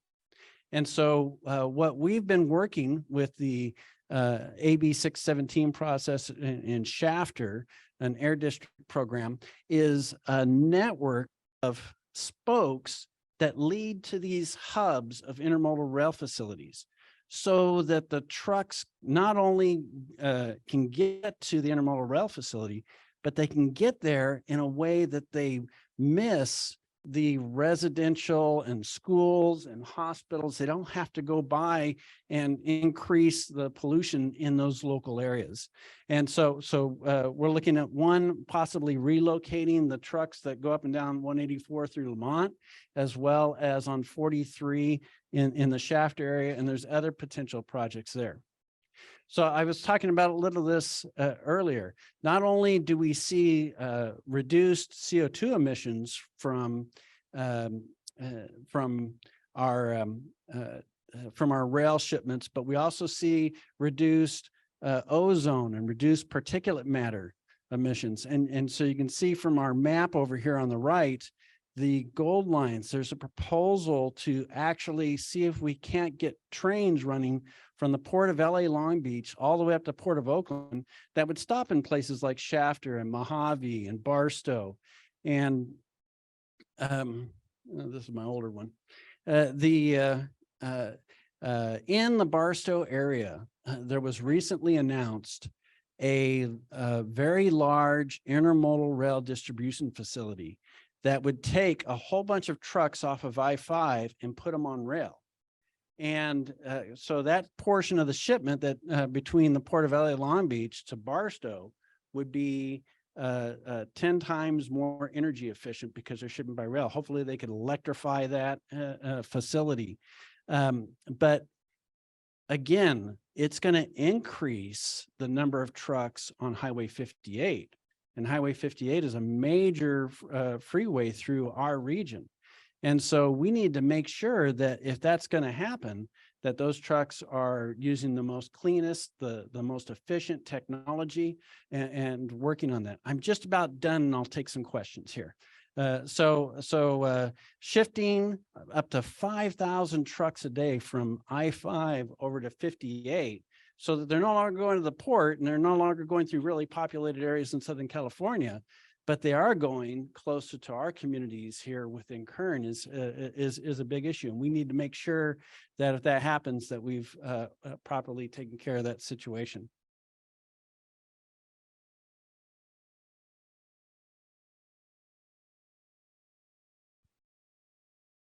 Go ahead.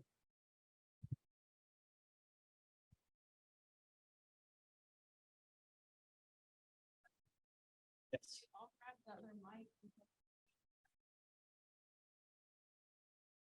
And I had a bunch of a list of items that you can do. And if you look at this, there is a report here or a little brochure that provides you a link to bikebakersfield.org that talks about how you can use biking as a way for some of the ways that you can get to work as well. So, all right.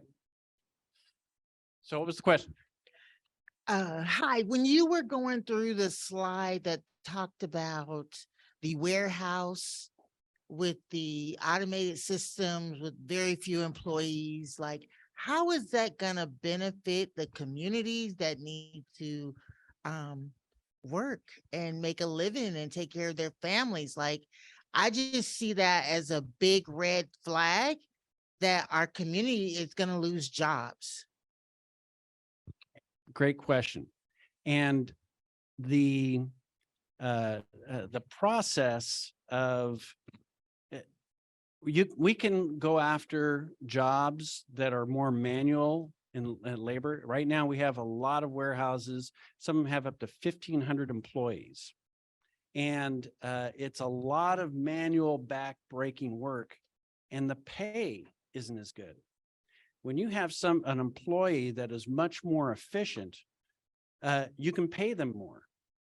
And so having a household that doesn't, that is having higher pay, they can then help add to the region's economy. Now, we're not talking about eliminating the existing jobs that are there. What we're talking about is the potential addition of newer manufacturing or warehousing that is higher quality jobs, higher, the goal is to get jobs that are higher pay, that are better benefited, rather than just going after the low entry level jobs.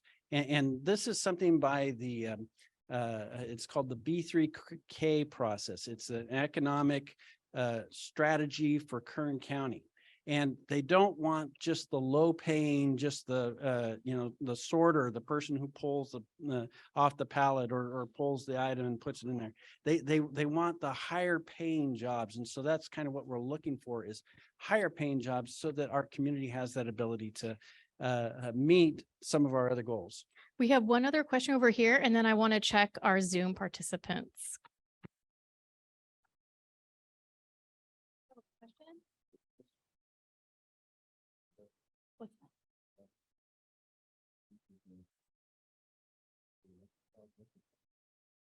What is it going to cost to go from trucks that currently operate using diesel fossil fuel to electrifying big trucks? What's that going to cost? It's very expensive. Probably double what a normal truck, a normal diesel truck might cost. You're probably going to start at looking at double the cost when it comes to purchasing a renewable truck, renewable vehicle. And a lot of the vehicles aren't even available yet. Right now, there's renewable natural gas and other vehicles that are available, and they're fairly inexpensive. Matter of fact, there is a business model where if you're using renewable natural gas, it's actually cheaper than using diesel. And so we could get some initial benefit right now, right away, and there's a business model, and it doesn't even require a subsidy, but it's not the solution. It's kind of a temporary solution, a step to hydrogen, where once you've begin using renewable, that's your step to hydrogen or electric or some other totally zero emission technology. And so that's only being proposed as a temporary solution, but it is cheaper. So the follow-up question here was, you know, if a person's an individual who drives a truck, what can they do? Because there's no way they're going to be able to afford to make that transition to a new vehicle. Yeah, that's a great question, particularly if you're your own business, if you're running your own business and you're a truck driver. Again, that makes these other options like renewable natural gas. There is a business model where it's actually cheaper to operate with renewable natural gas than it is with diesel. So you don't need extra financing, but there are also other programs at the state. The state is pushing subsidies for these electric vehicles, but it's usually for the larger fleet operations to begin with, because they can get a bigger bang for their buck that way. I think we're definitely going to put this on the parking lot to revisit in a future workshop, because if I were a truck driver listening to what these options look like, I wouldn't be very happy with any of them. We'll put that on the parking lot. Let's check the Zoom, and because I see lots of stuff going on there. Raina, is there anybody who wants to unmute and ask a question? Hi, yes, we have admin from the Central California Asthma Collaborative. Would you like to ask the question? Go for it. Janet, is that you? So she's not responding, or they're not responding, but we do have some on the chat, Lori. And yes, the truck driver question was one. How are we going to support our small truck drivers to ensure an affordable transition? Subsidies are not enough because electric vehicles are so expensive, electric trucks. And then we have another one from Javon. Are they adding any Tesla supercharger charges to the Bakersfield city limits? I can take the second question. Yes, there's a supercharger that's already gone in down on it's not in the Bakersfield city limits, it's outside of Bakersfield, down at I-5 and 223, which is Bear Mountain Boulevard. And so there's a new supercharger down. Actually, I take that back. It's further south than that. It's Copus.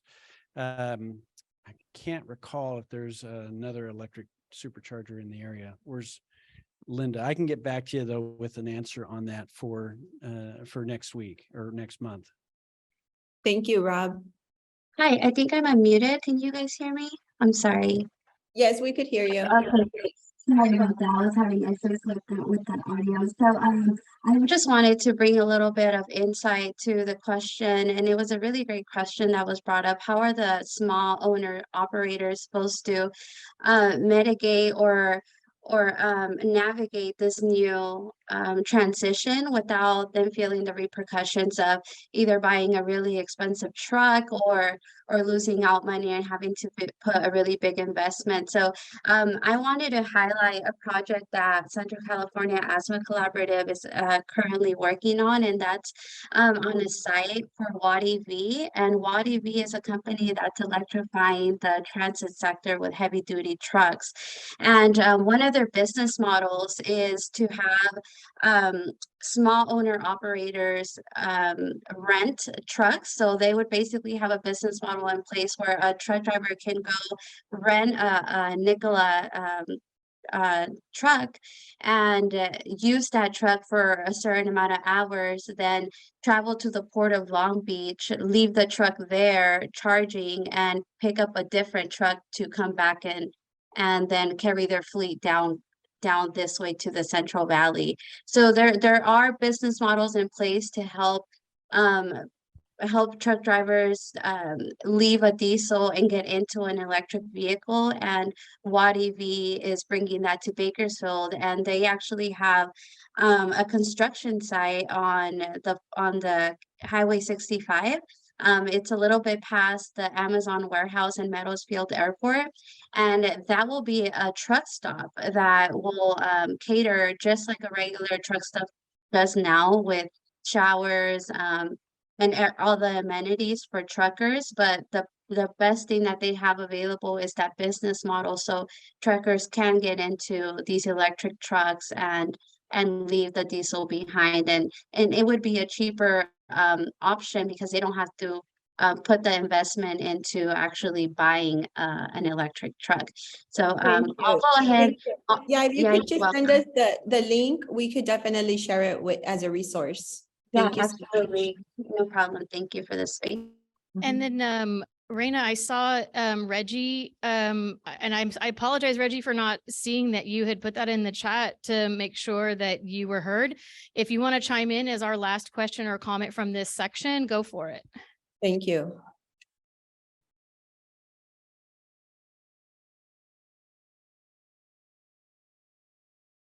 If you want to save it for another time, that's fine too. We just have one last section coming up. Feel free to call my attention to Reggie if he wants to chime in. I want to thank our guest speaker, Rob Ball, for joining us tonight and answering really tough questions. Thank you, Rob. Thank you, thank you, thank you. And the materials that were provided, if people want it online, I can provide it digitally, right?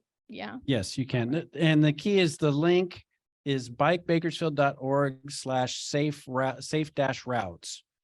And what that is, there's a bunch of public bike rodeos that are happening in disadvantaged communities across Kern County. And we're also looking for people that are interested in not only participating in those, but starting local bike coalitions so we can increase more biking, walking within our communities and begin to make a difference. So that's it. Thank you very much. All right, I'll go ahead and take that. While we're getting set up with our next speaker, Ben Eichert, I'm going to play a short little video about food. It is in Spanish with English subtitles, So if I need to pause it so that English speakers can get a translation, if you're not able to read the subtitles, just let me know and I'll do that.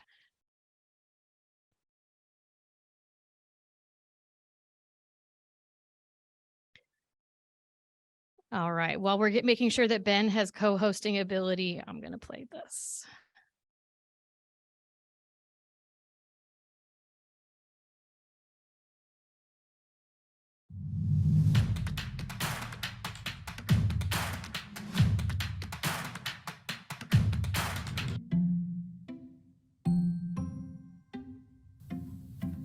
Le he puesto ahorita, por ejemplo, a punto medio y esto está calentándose prácticamente ya. O sea, no toma ni 30 segundos para calentarse. For my English speakers, he's talking about an induction stovetop and it took like 30 seconds to heat up. Were you able to see the subtitles? Yeah, folks in the back, were you able to see the subtitles in English? They're a little small. Okay. Then I'll ask our interpreter perhaps to summarize when the video is complete. Is that okay? It's a short one. Yeah. Somos, yo soy Luis Mapchain, mi papá también, Luis Mapchain Sr. Mi madre, mis hermanos, es decir, todos han sido excelentes cocineros. A mí me encanta la cocina de inducción.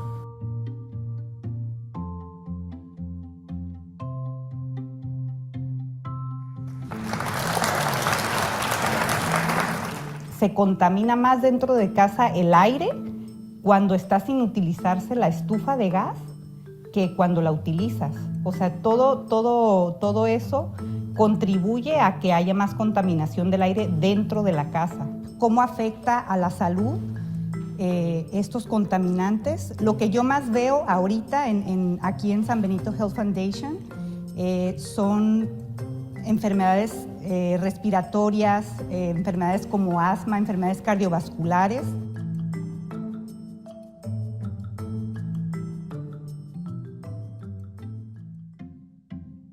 No sé si ya les llegó el olor, pero aquí huele rico. Este guiso son calabacitas guisadas, una receta muy mexicana.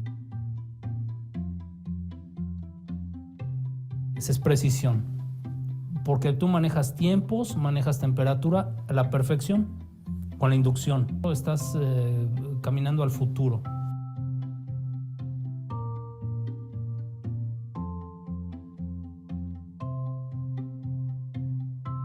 Hay mucho apoyo ahorita por parte del estado de California, entonces creo que es un poquito más de voluntad. A la larga podrá parecer, no hay que ver esto como un gasto, hay que verlo como inversión. Inversión para tu casa, inversión para tu salud. Y si lo acompañan con tequila, mejor.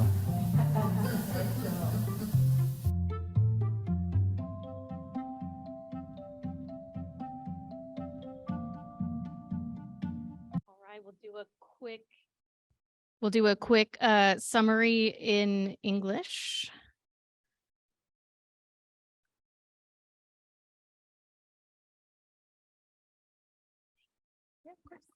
So just a brief summary about the video, mainly talking about cooking on an induction stove. One of the ladies that was mentioned, she mentioned how air inside of the home can be most contaminated, even when you're not using your gas stove, more than when you actually use your gas stove. And she also mentioned that what she mainly sees within the San Benito Health Foundation is respiratory illnesses such as asthma and cardiovascular diseases. And then we went back to our cooks talking a little bit about a zucchini stew, and why a gas or an induction stove is so good is that you can control the temperature and also the time perfectly. There's a lot of support in the state of California to be able to change out your gas stoves for induction stoves.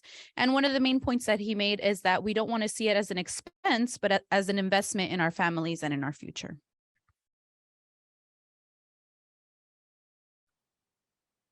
All right, I want to welcome Ben Eichert. Ben is with us from the Romero Institute, also Let's Green California. And welcome, Ben. Just so you know, that restitution fund that I mentioned earlier, the $5 million for folks who've had bad experiences with solar panel contractors, Ben was one of the people who helped make that happen. So thank you, Ben. You're amazing. We love you. Go for it. Thank you, Lori. Thank you so much to you and to the Dolores Huerta Foundation and everyone who's put this event together. Thanks so much for asking me to be here. It's really great to share just a little bit about the work that we're doing and the movement towards electrification. So our organization, the Romero Institute, we work very closely with families in the Salinas Valley and San Benito County to educate them about the dangers of using combustible fuels, right? This is about climate change and emitting greenhouse gases into the atmosphere, but it's also about emitting other pollutants into the atmosphere when we burn combustible fuels, pollutants that dirty the air that we breathe, that can contribute to disease, especially respiratory illness and cardiovascular disease and asthma. And so one of the solutions, not only to addressing climate change, but also cleaning up our communities and cleaning up the air that we breathe, is to switch all of those things that we use in our lives that burn combustible fuels, to switch those over to versions of that technology that run on electricity, because most of the electricity that we produce here in California comes from clean and renewable sources. And so the appliances that we use in our home, that's just one example of the things that we can switch, right? Instead of a cooktop that burns natural gas, we can switch over to an electric cooktop. And the newest kinds of electric cooktops are called induction cooktops. And as you can see from the video, they're very efficient, they're easy to use. They allow you to cook just as well as if you're using gas. I have used an induction cooktop, and I can attest that they're really great. They heat up really fast, and you can make great meals using induction. So one of the things that we do when we work with these communities, we partner with the San Benito Health Foundation, for example, which is a nonprofit health clinic that was started by farm workers, and it serves the farm working communities in the San Benito and Salinas Valleys. We've partnered up with the Catholic Diocese of Monterey to reach people in parishes and in communities. And one of the things that we help them understand is, what are the financial incentives? What's the financial support to help you electrify? And so I'm going to share a few resources that we've put together, and hopefully DHF can also make them available after this evening if people are looking for resources. So I'm going to share my screen now, if that's okay. While Ben is sharing his screen, the website he's going to share is in English and Spanish, and I will make sure that everybody gets the link to that, and especially our leaders of our organizations, so you can share it with your folks for how to get the help to get the cooktops and the transition, that sort of thing. Go ahead, Ben. Thank you. Yeah, so here is a page that we have put together as part of this work that we're doing. This is the Spanish version. It's called Electrificando tu vida, electrifying your life. These are resources. And it's a big list of all sorts of places where you can go to get information about electric appliances, where you can learn about how to report a gas leak if you think that you might have a gas leak in your home or in your neighborhood. Information about incentives for electric vehicles, like the Clean Vehicle Rebate Project from the state of California. So this is the Spanish version. You can just click here at the top of the page to go over to the English version. All the same resources are here. And so this is, we're making an effort to try to compile everything that you might need in one place. But I want to highlight just a couple of resources. One is Rewiring America. Rewiring America is an organization that's focused on electrification and supporting people in making the switch to electric technology. And they have a great tool. If you come to their website, Rewiring America, and you look over here, they've got a button that says IRA Savings Calculator. And you can come here and you can put in your information. They've got versions in English and Spanish. And you can put in your information and hit calculate, and it will tell you about the different incentives and rebates that are available to help you electrify. So I just put together a fictional family of 3 who lives in the Bakersfield area with a household income of $40,000, and they could receive up to $10,950 in incentives. And in fact, there's actually more available than that, and I'll go over that in just a second. And then you can scroll down and you can see up to $8,000 for a heat pump, air conditioner, and water heater, up to $840 for an electric or induction stove, up to $840 for a heat pump clothes dryer, up to $7,500. That's a federal incentive for a new electric vehicle. up to $4,000 for a used electric vehicle, and up to $1,000 for an electric vehicle charger. When it comes to the vehicle side of the equation, there is an organization that does work in the San Joaquin Valley called Valley Clean Air Now. I think they're a very good organization. They're not the only one, but they're one that I recommend, especially if you've got an older car that you want to replace, that's a gas guzzler or maybe didn't pass the smog test. There's a lot of money, financial support that's available to help people make the switch from technology that runs on fossil fuels over to technology that runs on clean electricity.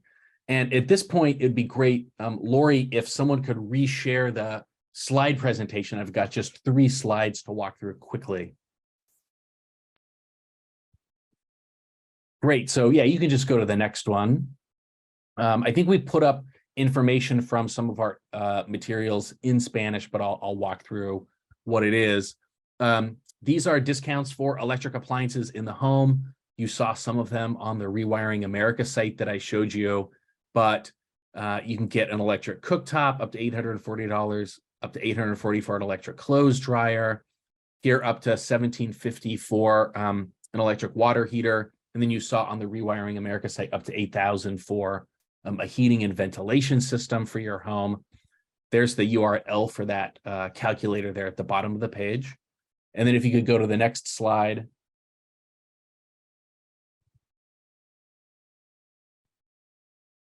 And then when it comes to electric vehicles, there are not only the federal incentives, but the state of California also has some incentives. And we actually our organization worked together with the Dolores Huerta Foundation last year to work on legislation that helped improve California's incentives for electric vehicles so that they better serve low and moderate income families. One of the things that's going to happen as a result of the bill that we passed is that all of this incentive money, before it used to be a post-purchase rebate, so you would have to buy the car first and then get the rebate money. That's going to change next year so that the money is available at the point of sale, so that when you go to the dealership to purchase your car, all of the rebate money that you're eligible for will be available right there at the dealer, who will help you pay for the cost of the vehicle. And you see, we've created this example here for a 2023 Nissan Leaf. For example, the retail cost of that car would be $27,800. We created this for people who live in the Salinas Valley. So they would be eligible for a $4,000 incentive from a Central Coast Clean Energy Program, and up to $7,500 from the state of California through the Clean Vehicle Rebate Program.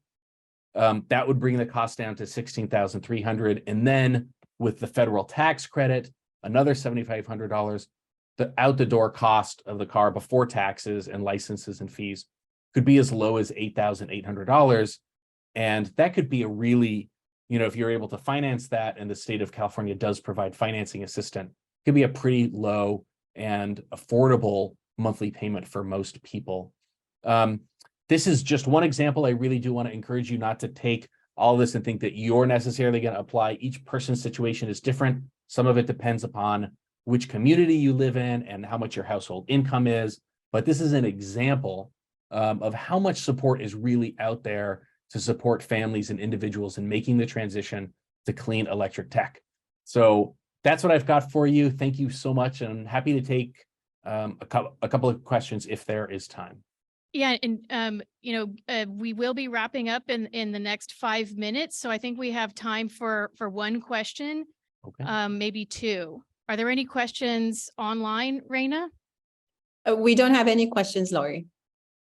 Who likes the idea of being able to go to a car dealership, having them take your address and find out that you're eligible for all of these incentives and rebates, and they apply them there on the spot? You don't have to pay a lot of money up front and then apply for the money to come back to you. They just apply it right there. Who is happy about that? I am. Plus, there are 1.5 million electric vehicles on the road right now in the state of California. At some point, those drivers are going to sell them as used vehicles somewhere. And then we can probably get into electric vehicles in other areas as well, where we haven't really seen them proliferate yet. Are there any questions about these incentives? Because yeah, go for it.